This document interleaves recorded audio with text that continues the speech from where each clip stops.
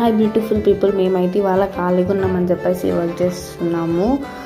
ఏంటి అంటే ఇది వచ్చేసి పొలం మీద పప్పు. దీన్ని మనం డైరెక్ట్ దోశలు పోసుకోవాలన్నప్పుడు నానబెడతాం కదా ఒక డే ముందు.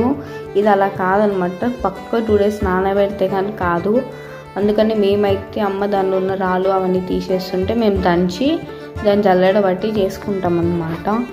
ఈవినింగ్ అయితే మేము బెల్పూరి చేసుకొని తింటున్నాము. అక్క వాళ్ళు చేస్తున్నారు, నేనేమో వెజిటేబుల్స్ కట్ చేస్తున్నాను. దానిలోకి టమాటా, ఆనియన్, చిల్లీ, లెమన్ కట్ చేస్తుంటే అక్క మిక్స్ చేస్తుంది. దాంట్లో ఇంకా మనం కర్రీ లీవ్స్ అండ్ కొత్తిమీర కూడా వేసుకోవచ్చు.